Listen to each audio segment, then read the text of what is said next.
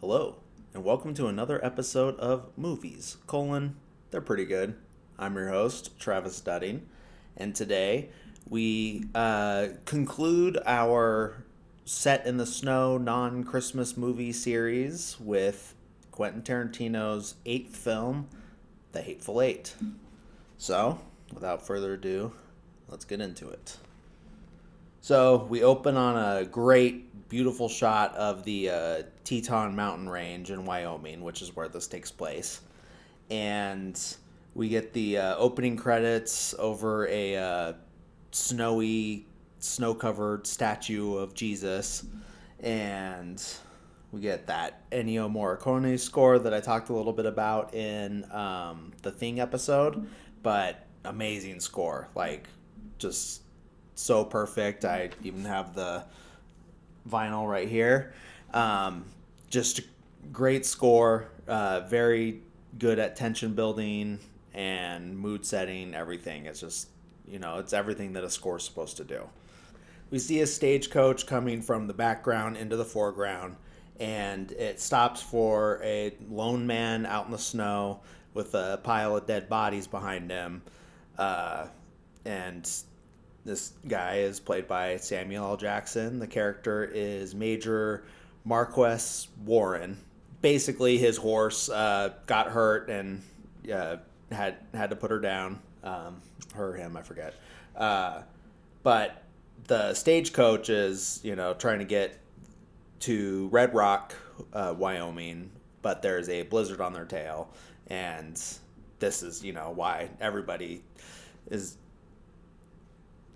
kind of in a hurry and needing to hitch rides and stuff like that. So, but the stagecoach driver says, like, hey, you got to check with my passenger. He paid for a private ride, so it's up to him, really. And so he goes and talks to the passenger inside, and this is Kurt Russell playing John Ruth, a bounty hunter, and his bounty, Daisy Domergue, played by Jennifer Jason Leigh. And he's very, has his rifle on him and everything, and it's like, hey, hold it right there, put your gun down nice and slow, and what's your business, what's going on. And they just kind of explain, Major Warren explains it to him, just like he did with the driver. But he does let him ride, and so while you load up the bodies on top and start heading on their way, and this is where we get a little more character building and backstory, all that type of stuff. And we find out that that this Daisy Domergue has a $10,000 bounty on her head, and basically it's the reason that he's taking her to Red Rock is to get to hang there, collect the bounty and watch her get executed. And then they just have this discussion on the difference between the two of them as bounty hunters, because all Warren's guys are dead, and he's got her shackled to himself and keeping her alive. And then you find out that John Ruth's nickname is the Hangman, and whether it says dead or alive doesn't matter, because he's gonna make sure you hang. I guess he likes to get the satisfaction of it, I guess. But here we get a nice little needle drop, something that Quentin Tarantino is very good at doing in his movies. But this is Apple Blossom Jeans. Apple Blossom by the White Stripes. And you wouldn't think, in this, Western in the 1800s that this, indie rock song from the 2000s would work, but it does. Like I said, he knows what he's doing, and he's really good at finding those ones that fit the mood, just perfectly. But after, a short little montage set to that song, then we cut back to the inside of the stagecoach, and John Ruth starts to ask, hey, do you you still have it? And he's like, still have what? The letter, the Lincoln letter. And he's like, yeah, like I got it. And he's like, well, can I see it? And he's like hesitant to let him see it, but he takes it out of his pocket and shows him the letter.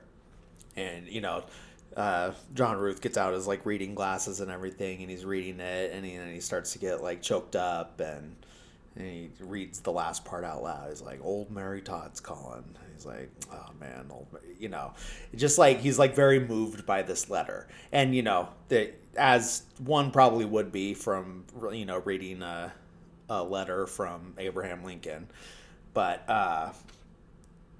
then he is showing the letter to Daisy, who spits on it, and then after she spits on it, Warren punches her, which makes her fall out of the stagecoach, but she's shackled to John Ruth, so he flies out with her. But while they're arguing and whatnot about this, and the stagecoach says like, "Hey, like there's someone else out on the road, like by themselves," and then now John Ruth's like extra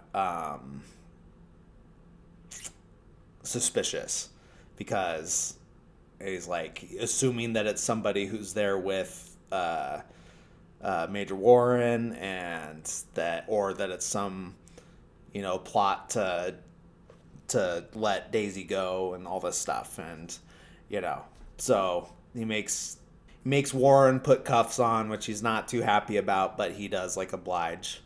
So then we meet this new stranger out on the road, and he introduces himself as Chris Mannix, and that he's the new sheriff of Red Rock, and he's played by Walton Goggins.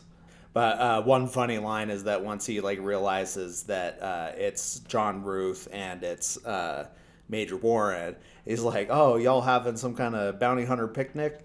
And I just thought that's a funny line. But we come to find out that he was part of the Rebel Renegades, which is a group of Southerners that kept, fighting after the war was over, so sore losers.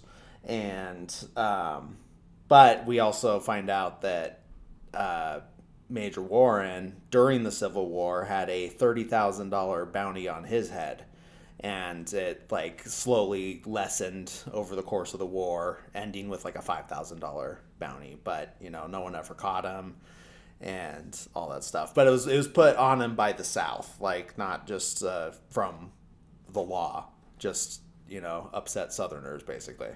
But the reason that he had a bounty on his head is because he was in a prison camp in I forget which prison it was, but basically to escape, he burnt the prison down, and so the Confederate Army put a bounty on his head, but then we also find out that it wasn't just Southerners that died, it was also Union soldiers as well. And so he got away with it for the most part, but he also got in trouble. I mean, that still happens in the military, especially when you're an officer. You get in trouble, but not that much trouble. So they established earlier that they weren't going to make it all the way to Red Rock because of the blizzard. But there's a place that they're going to stop called Minnie's Haberdashery, where they do stop. They get there. They're greeted by someone introduces himself as Bob. And they're like, "Hey, where's Minnie and Sweet Dave?" And they're like, "Oh, they're not here. They left me in charge while they're gone." But Bob, Obie, the carriage driver, and then Chris and Major Warren all put the horses and carriage away and all that, while John Ruth and Daisy go inside. They have to kick the door open, they're trying to get in, and there's voices inside yelling "You gotta kick it open." And then so they kick it open, and then they're yelling at him like, "You gotta nail it shut," And there's a lot of overlapping voices all saying the same thing. And so yeah, there's like a pile of wood and a hammer and nails next to the door. They have to nail 2 pieces of wood just to keep the door shut because someone broke the latch or whatever. So John Ruth's trying to get like a rundown of like who's all there, and so he's got to talk to like every single person because he's already like a very suspicious person. But just the fact that he's got this famed $10,000 bounty person with him, he's assuming that someone's going to try to break her free. So we're first introduced to Oswaldo Mowbray, and he's an English gentleman played by Tim Roth. And he's very skeptical of John Ruth, and he's asking him a lot of questions, and he asks to see like his papers and stuff to prove that that he's not just like kidnapping this woman. And he shows the bounty, and then he says that he's gonna be the or is already, I forget, but he's the hangman in Red Rock. So basically, he's the one that's gonna hang her once she gets there and stands trial and everything. So now we see the other guys outside. They're putting the horses away. Bob and Major Warren take care of the horses while Chris and OB make a line. Basically, because there's going to be a blizzard, they need like a bunch of like stakes, like every 10 paces with a rope inside, so that way they can like hold on to that and not get lost in the blizzard and basic all that stuff. So yeah, they basically split up, and 2 guys are doing that and 2 guys are doing that. And they basically have a line from the house to the barn so they could check on the horses, and then another one from the house to the outhouse so they can go take a shit. So cut back inside, and Oswaldo Mowbray and John Ruth and Daisy are having this conversation about the difference between justice and frontier justice. And he's saying that, like, if,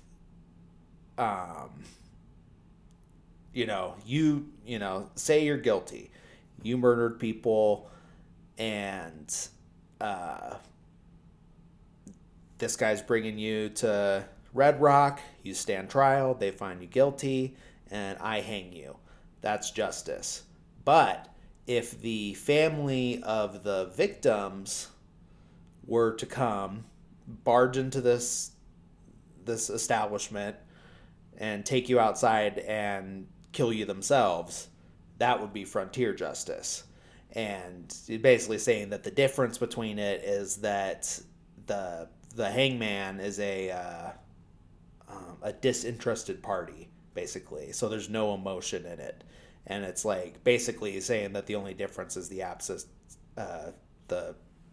or presence of emotion in the matter. And then, but also like saying, he's just getting real philosophical about it. Like, who's to say what's like actually like, yeah, in the eyes of the law, one's right and one's wrong. But, morality might tell you another, you know what I mean?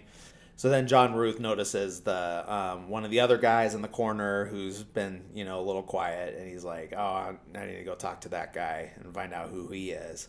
And this is Joe Gage, played by Michael Madsen, and he's been sitting at the table writing in a book the whole time they've been there.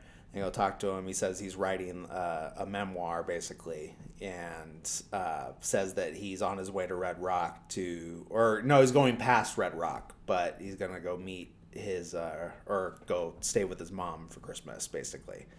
And John Ruth's like, "You don't seem like the meeting your mom for Christmas type." And he's like, "Well, I don't know what to tell you, because I am, because that's what I'm doing." And John Ruth's not really buying it, but there's no like hard evidence to the contrary. So, he's basically just lets him know, like, I'm suspicious of you, but I'm just gonna keep an eye on you, basically. So then he goes to talk to the final person inside that he hasn't got to like meet yet, and there's a older gentleman sitting by the fire. And he goes like, "Hey, like, I forget what he calls him. He calls him something, and he's lifts up his wrist and shows like the insignia. He's like general. He's like, oh, sorry, general, like, and he's played by Bruce Stern, and he just like tells him straight up. He's like, you're a hyena, and I don't want to talk to you. He's like, all right, fair enough, and then goes and leaves him alone.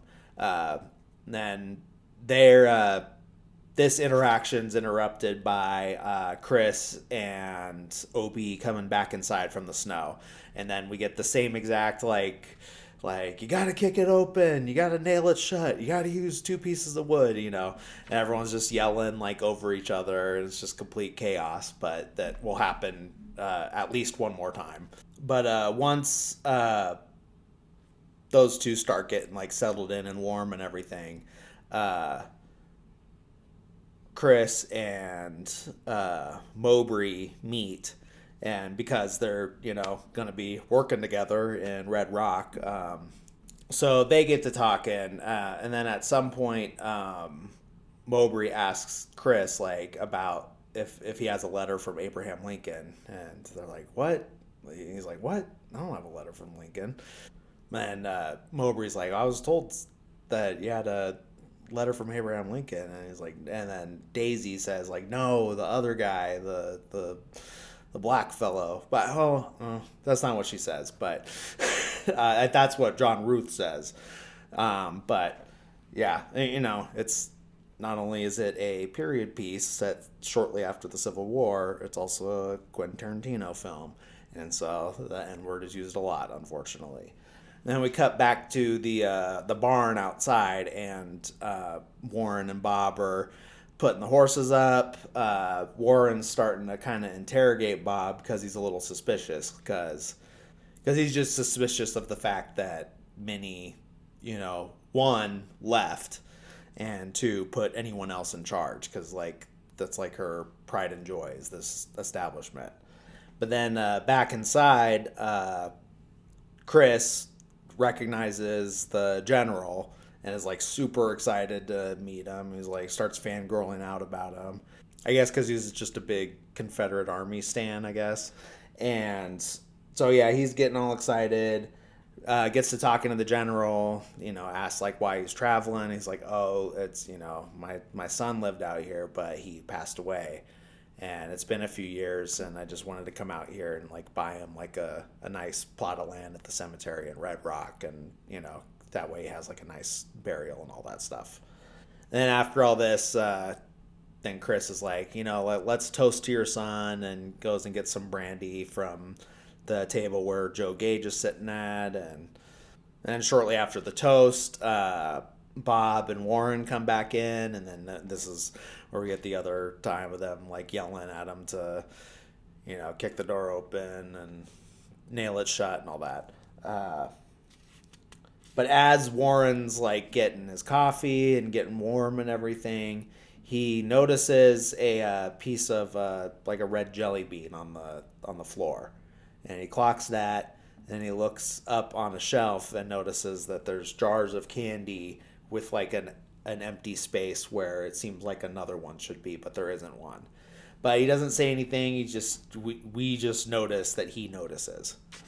But he also talks to Bob. He's like, hey, like, so Minnie must have like laxed on the no hats rule. And Bob's just like, hey, like, you're right. I'm not running the place the way that she would, but since there's a blizzard, I figured, I'd let it slide on the hats, and tomorrow we'll go hatless, or whatever. He's just kind of playing it off. And then Major Warren goes over to talk to the general, who, being a Confederate general, isn't too happy to be talking to anyone black. And so tensions start getting high, and he's like, he starts like yelling at him and stuff, and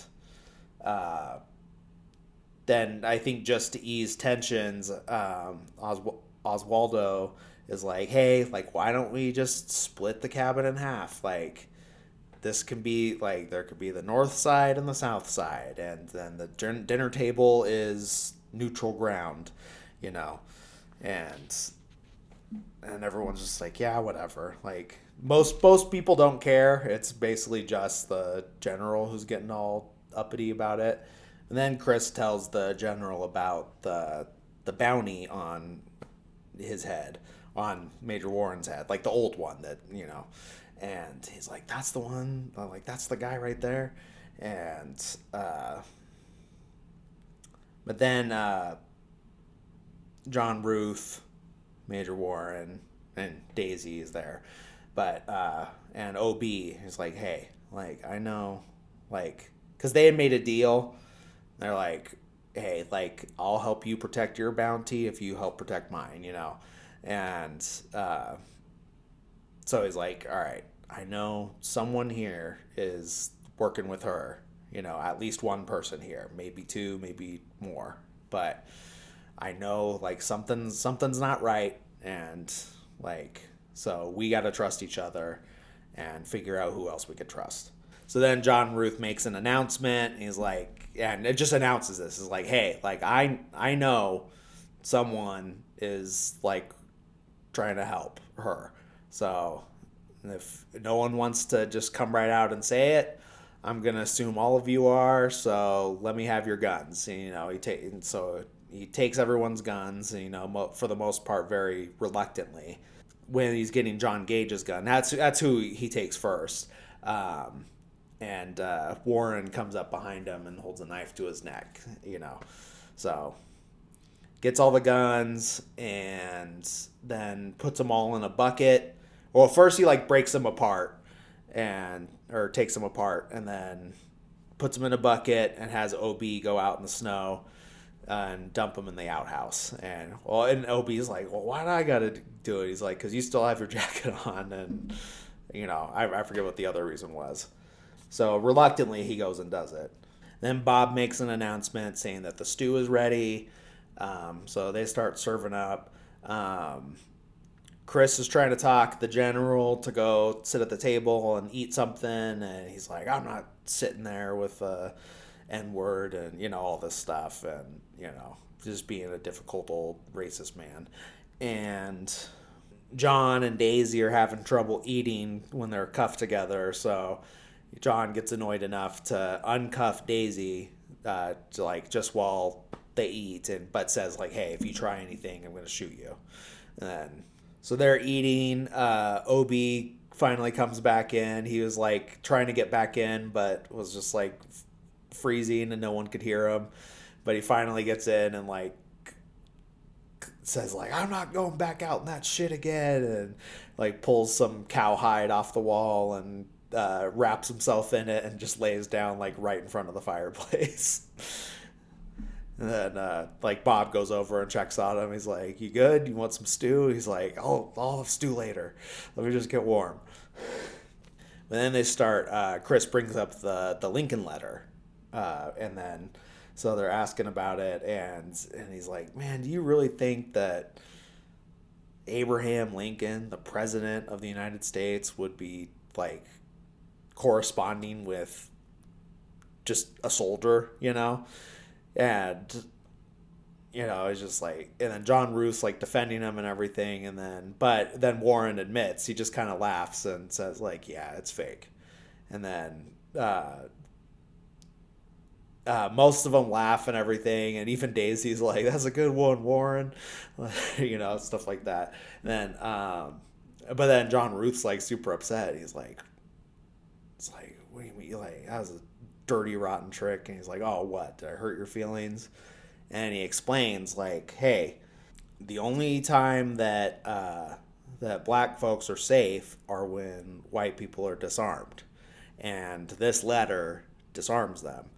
And he's like, call it whatever you want. Like, I think it's a dirty trick or whatever. And he says something like, it's something, you know, super general and racist. He's like, it's like, you know, they're right about you people. You can't trust a word that comes out of your mouth. And he's like, hey, like, it got me, like, this letter got me on that stagecoach.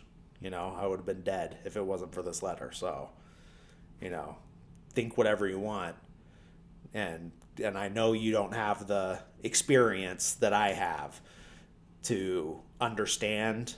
And, you know, I'll give you the benefit of the doubt, but it worked, you know, and maybe, you know, if you think about it, you might understand why. So Major Warren gets up and gets a refill of the stew, but then gets another bowl and takes over the general. And he's like, hey, like, you know, can I, you know, you mind, like, if I sit here and share a bowl of stew with you? And, or, you know, said something. Oh yeah, then Chris is like, "Hey, like you leave him alone," and he's like, "Hey, like I shared a battlefield with this man," and then he turns to the general. He's like, "Or would you deny me that too?" And he's like, "No, I suppose you were there," but he's a little hesitant. But then like I guess has like a little bit of respect for him at least, you know. And then so he sits down across from him, and then Bob goes over to the piano and starts playing Silent Night. But the two of them start to talk about, you know, he's like, hey, like, how's life after the war? And he's like, it's good. And, you know, says that, you know, he had a wife, but she died. The general saying this, and, like, yeah, like, we're both from Georgia, and, you know, she was just a great wife, and, you know, just talking to, like, all this stuff, and just about his family and everything. But then, I forget who brings him up, but Warren says that he knows the general's son. And he's like, what? Like, you know my boy?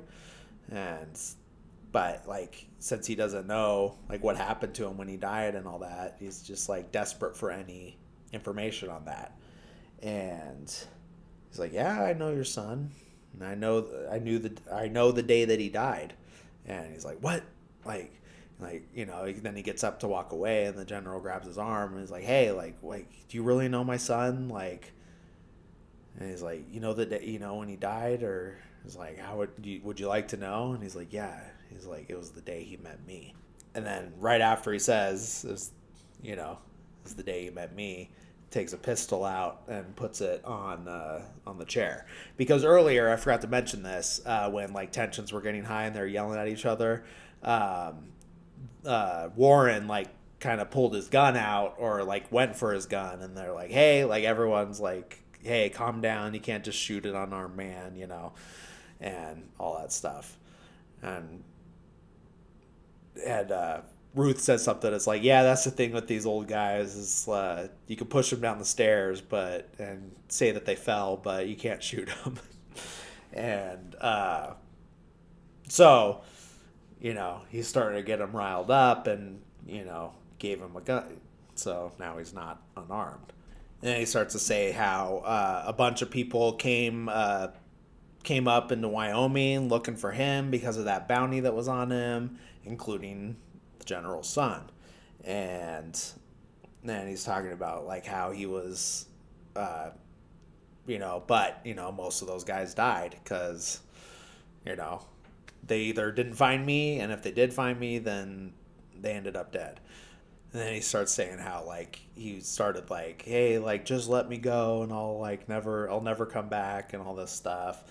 And then he's saying how he made him strip, and it was like a cold day, like a cold blizzard, and all this stuff, and made him strip naked and walk through the snow and all this stuff. And then how he started like begging, not for his life and or anything like that, but was just like begging for a blanket just because he was just so cold, and that's like all he could think about.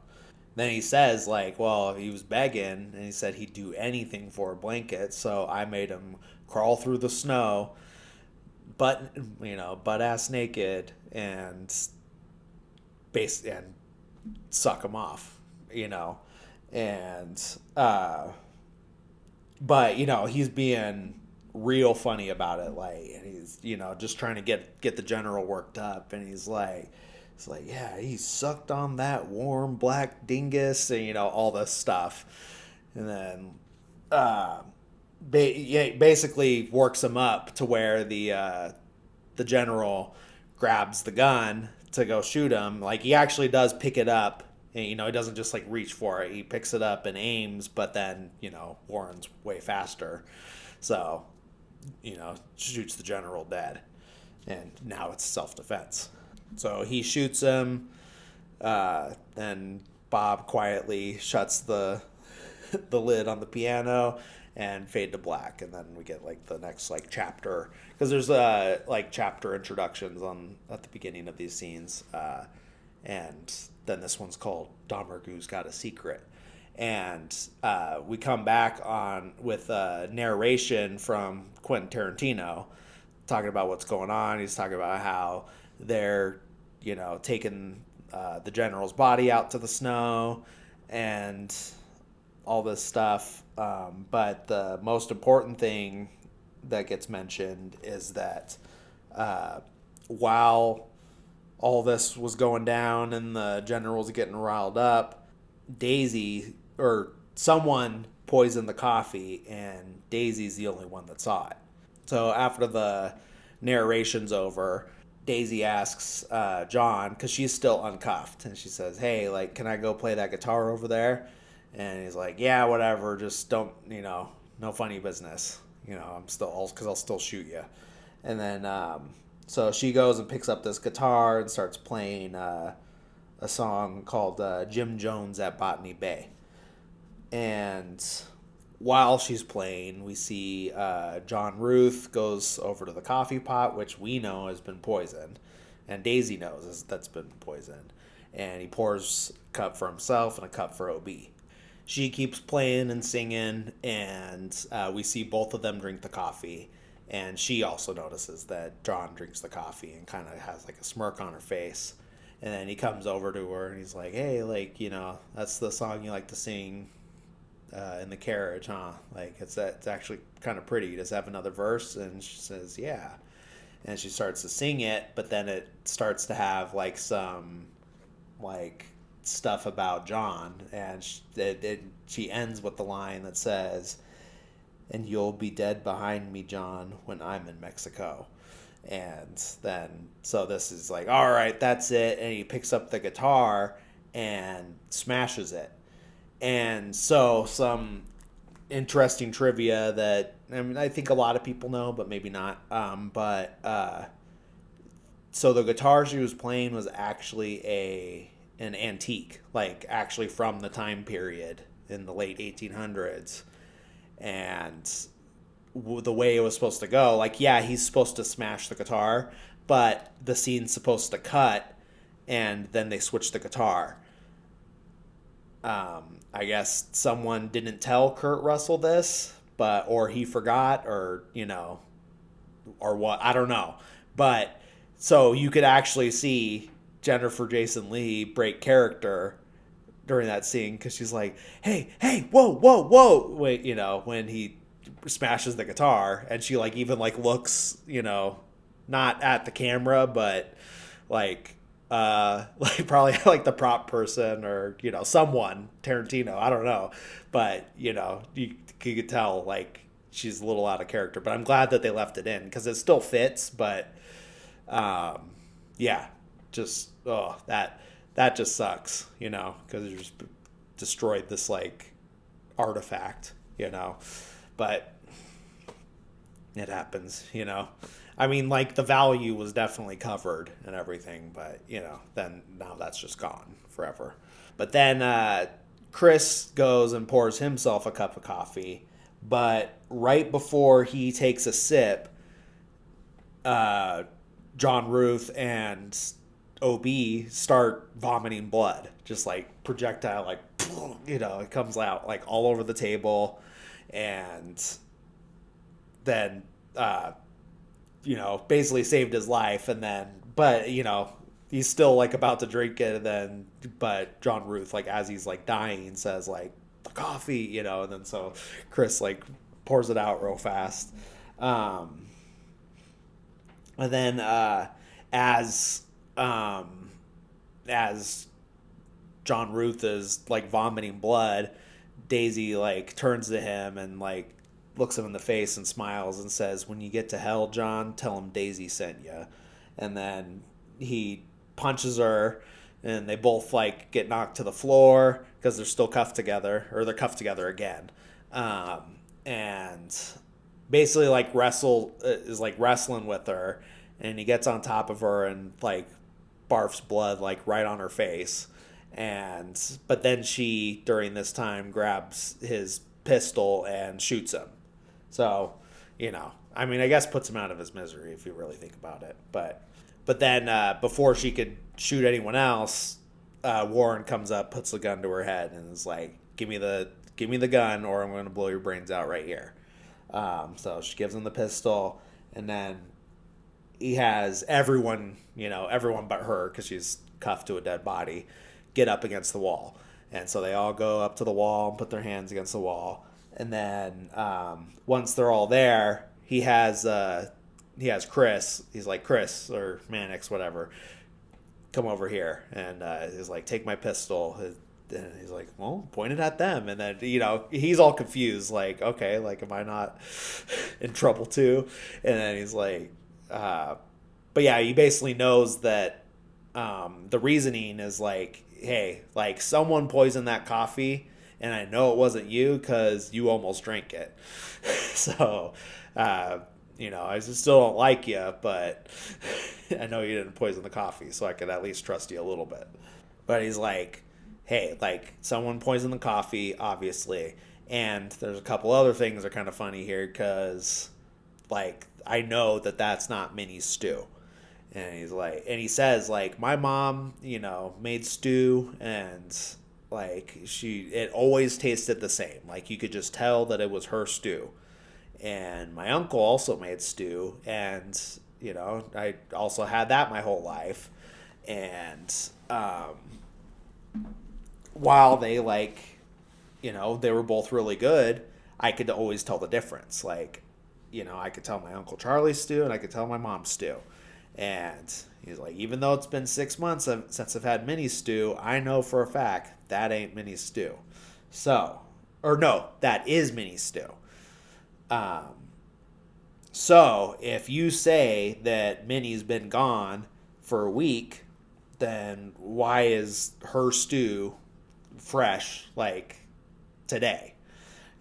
So I know, so that means she made it this morning, and that her and Sweet Dave are somewhere dead out back.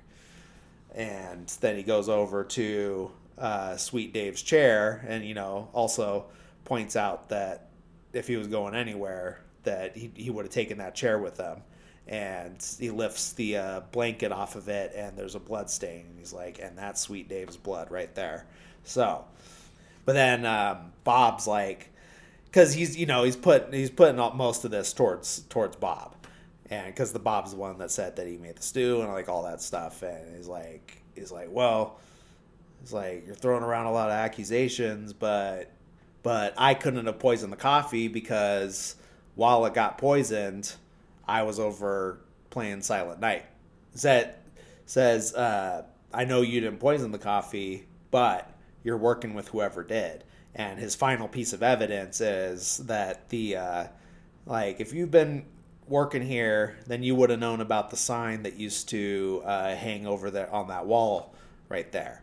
And it used to say, "No dogs or Mexicans allowed." And it hung up there until the day she took it down. And the reason she took it down was because she started letting dogs in. Basically, that Minnie didn't like Mexicans, and there's no reason why that's given. But and Bob being Mexican would mean that, like, there's no way that she would have hired him, because she was racist against Mexicans. So now that he's like given all the evidence he needs in his eyes, he shoots Bob and kills him right then and there. Shoots him to the ground, and then goes over and blows his face off, basically.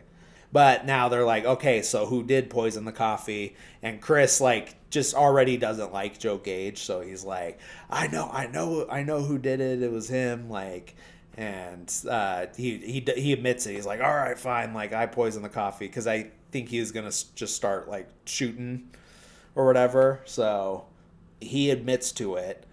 Uh, After that, like right after that, the camera pans down through the floorboards and we see Channing Tatum in the basement, and he says, "Say bye to your huevos," and shoots a gun through the floor up at Major Warren, shoots him right in the crotch, basically. And then he hits the floor, and this whole next part all happens in slow motion. Major Warren hits the floor, screaming in pain. Uh, Oswaldo pulls a gun out and shoots Chris in the leg. Chris shoots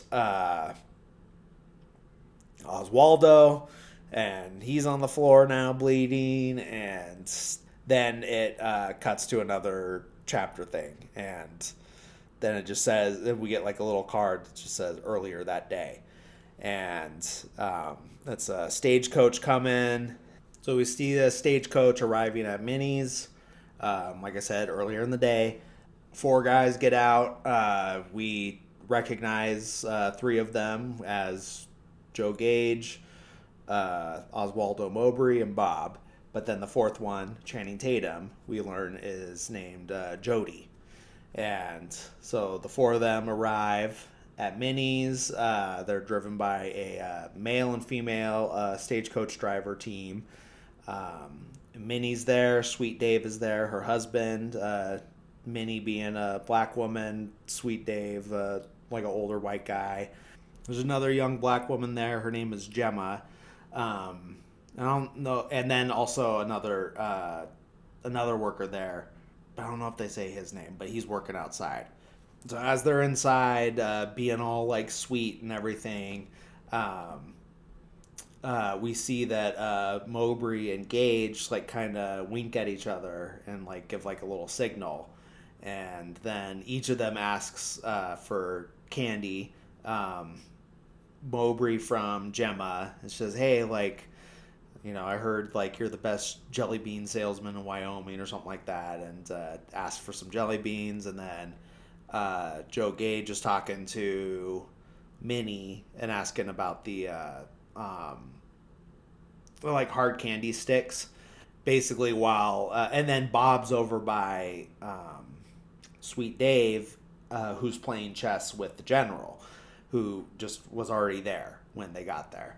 But after they get their candy, or I think she's still up on the ladder getting the jelly beans, but Joe Gage gets his candy from Minnie. Minnie goes back and is talking to Jody, who's being all like flirty and gentlemanly to her and everything. And then Joe Gage is talking to Six Horse Judy, who's the woman who was driving the stagecoach. And basically, while everyone's kind of talking to someone, they give the signal again and just start killing people. Jody, Channing Tatum, he kills Minnie and the male stagecoach driver. Bob kills Sweet Dave. Joe Gage kills Judy, and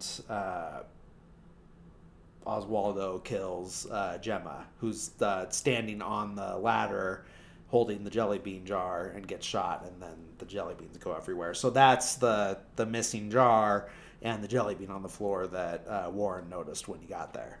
So yeah, they kill everybody except for the general, who's still there. And then they're kind of talking to each other like, okay, like, do we kill this guy? And I think it's Jody kind of sticks up for him, or maybe someone else does too. But yeah, they like stick up for him because it makes it seem more realistic if there's another person there. And so Jody goes and talks to him, and he's like, hey, like, this is the deal. Some guys come in with my sister, and they're gonna hang her. and we're gonna save her. So, like, if you have any problem with us stopping that, let me know. And he's like, I don't care. I don't care about her. I don't care about you. I don't care about that guy. So just leave me out of it, and and I'll stay out of it, whatever.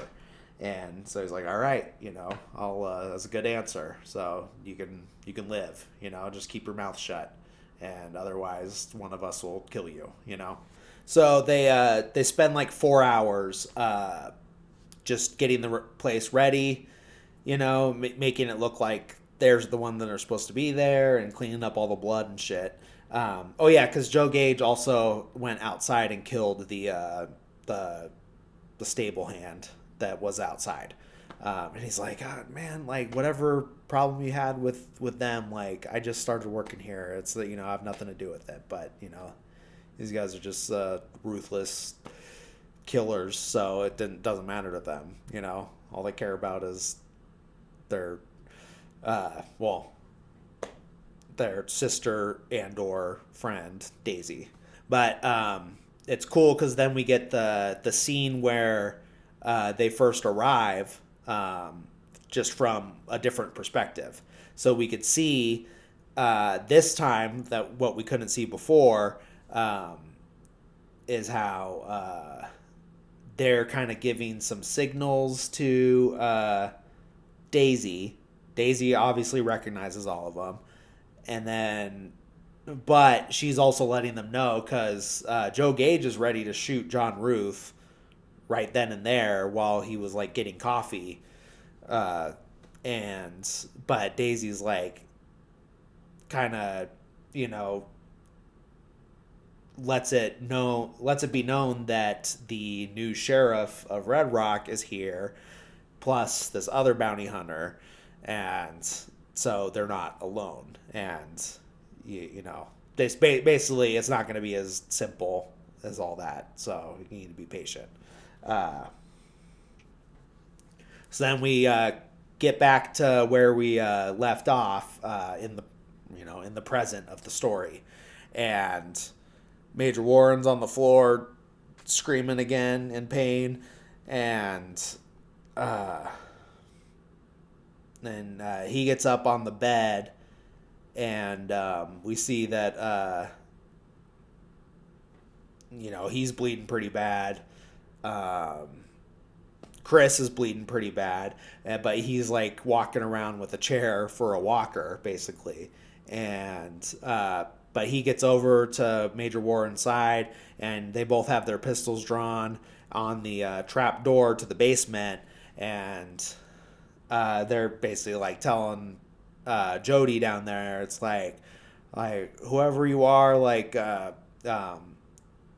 it's like come out or we'll blow her head off, and he's like, all right, like, I'm coming out. It's like, but don't come out like too fast, just toss your weapon up first. And so he he like swings the door open. He swings the door open real fast once they're like they threaten to kill his sister. So cellar door pops open. Then they're like, throw out your gun, and so he throws out one pistol, and they're like, and then they're like whispering to each other like, he might have another pistol. They're like, throw out your other pistol. He's like, I only got one pistol. And then Warren's like, well, you better shit a pistol, because if you don't toss one out, then I'm gonna shoot her. And then here comes the second pistol. He's like, see, what did I tell you?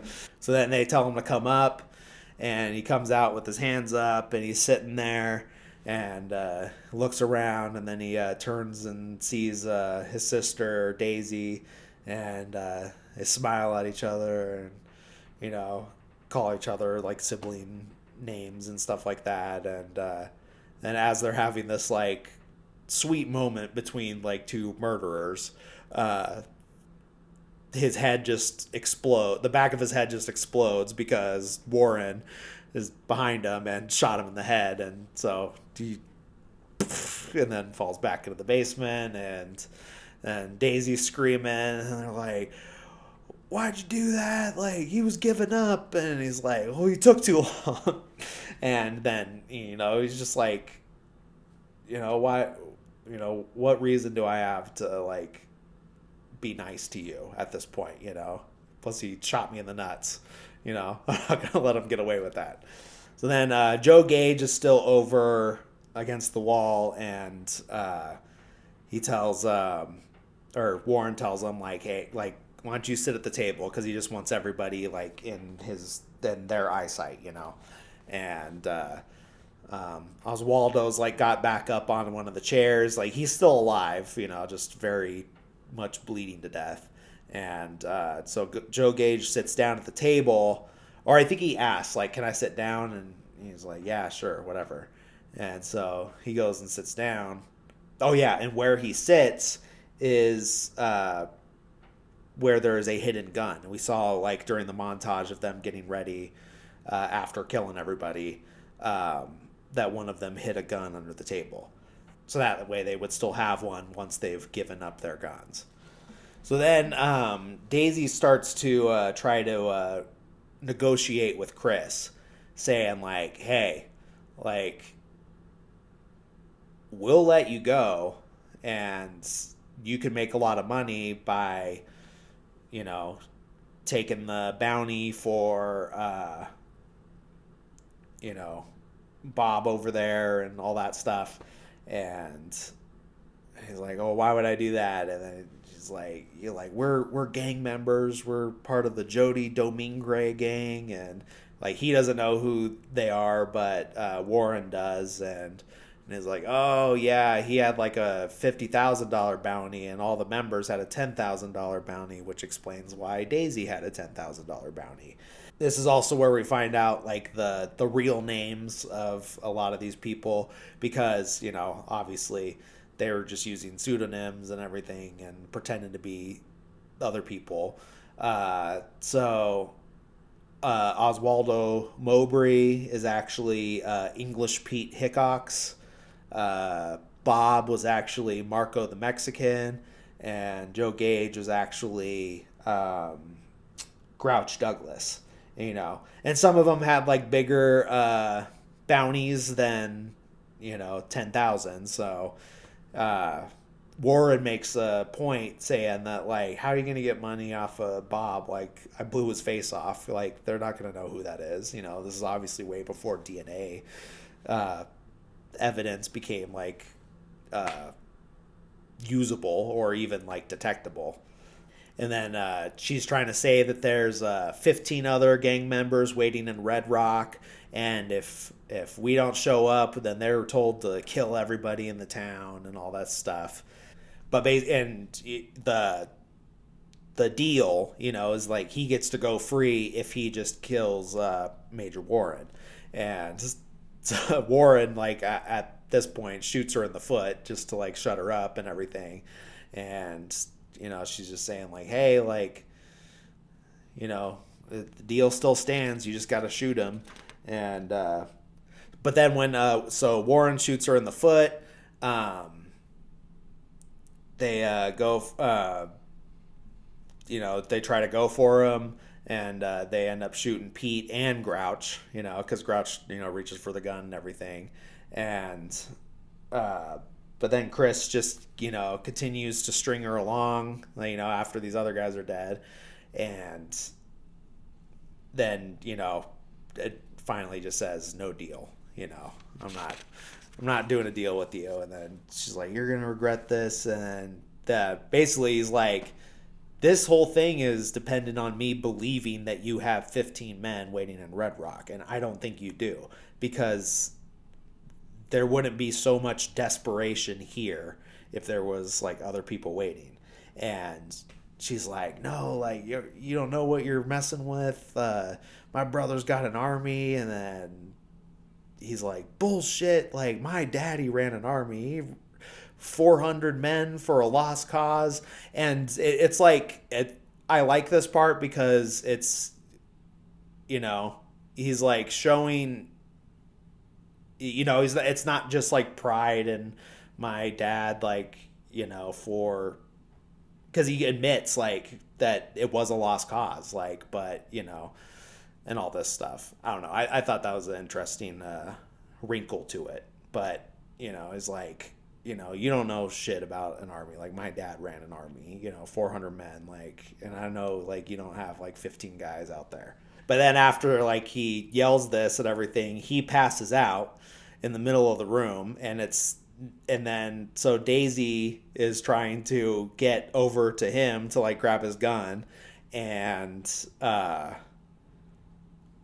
Warren is stuck in the bed.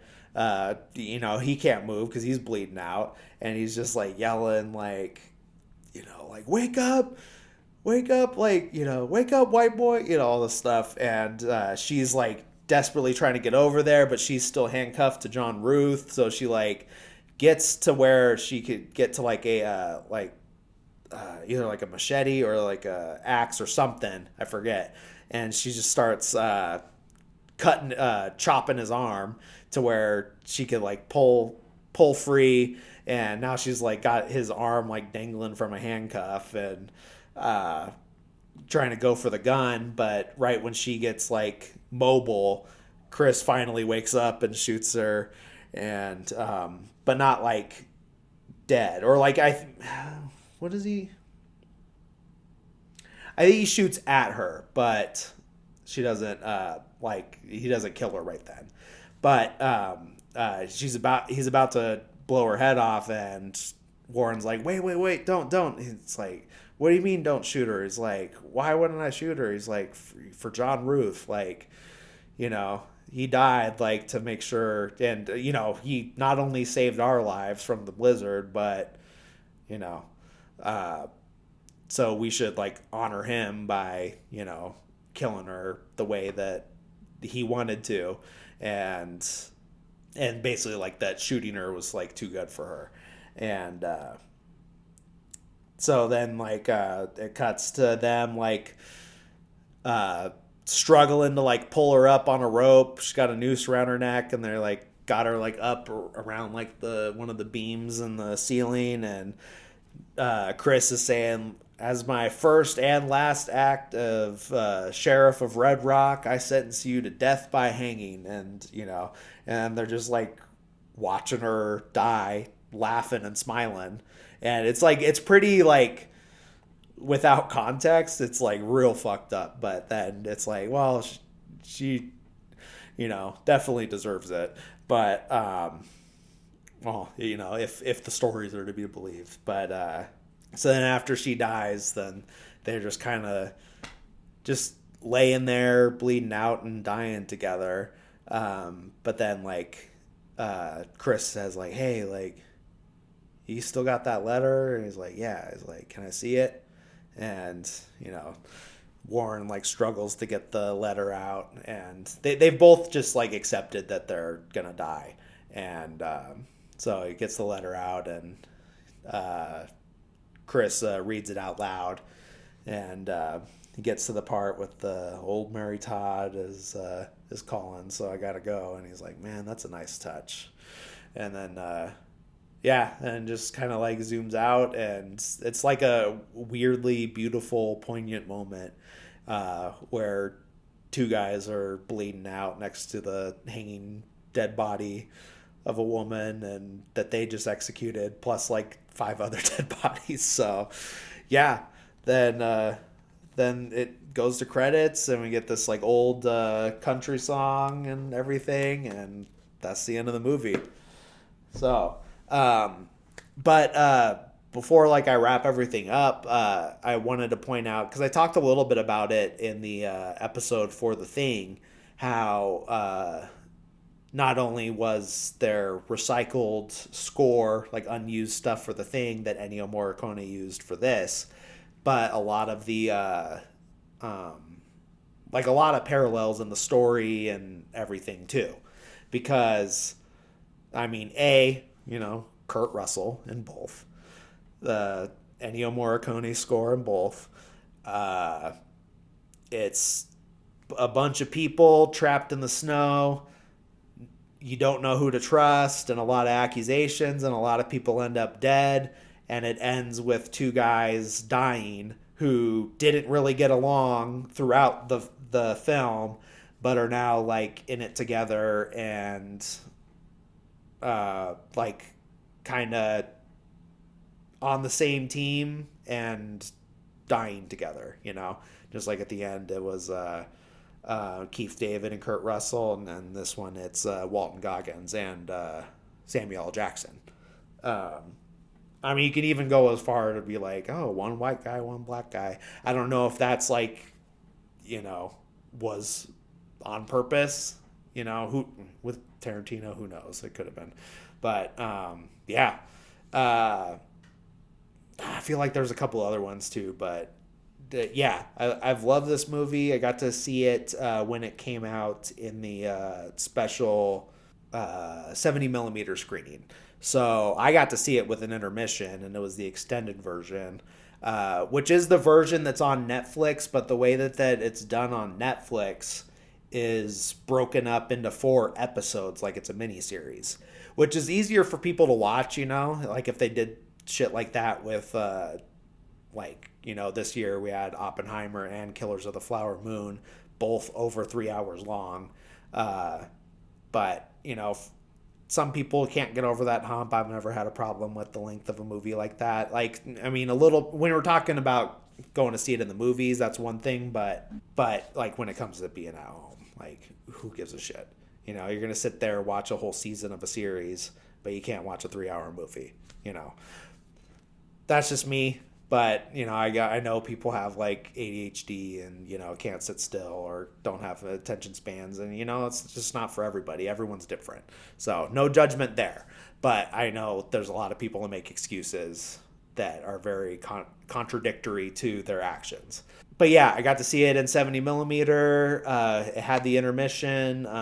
I wish I could. I have like a little like program that came with it too, which was always like the real cool thing about going to see stuff in 70 millimeter, because they make it like a whole big event and you get a program and all that. I have it somewhere along with a Phantom Thread one. I don't know if I talked about it in the Phantom Thread episode, but yeah, this is, I think, the first Tarantino film that I saw in theaters. I'd say like it won't be the last, but he's only done one since then, and he's only doing one more. So, but I'll try to see the other ones because a lot of theaters will do like screenings of older movies and everything. So it'd be cool to go see like Pulp Fiction and shit like that. Especially it would be cool to go see something at the New Beverly in L.A. because he owns that. And then he just bought another one too. I forget which one. Maybe the Arrow, but it might be a different one. But yeah, great movie. I know it's like one of his more divisive ones. There's a lot of people that really don't like this one, but I've always been a big fan of it. And I think, but I just like a whodunit or a mystery, and and it's one of those, and it's just really fun. Great performances from everybody, and I just find something like new every time that I enjoy from it. But great movie, and so yeah, that's it for that series. Like I said, I was gonna do one more because there is another Tuesday this month, but I'm gonna do my Oscar episode for the last episode of January, because the nominations come out tomorrow. So next week, stay tuned for an episode about that. I'll go through all the nominations and talk about which ones I've seen and my feelings on them, and all that stuff. So if you're weird like me, you'll find it entertaining, and if you're normal, then maybe that's the one you skip. But hey, thanks for watching, thanks for listening. Please remember to like and subscribe, or rate and review, whichever applies to the platform you're consuming this content on, and I'll see you guys next week. Thanks. Bye.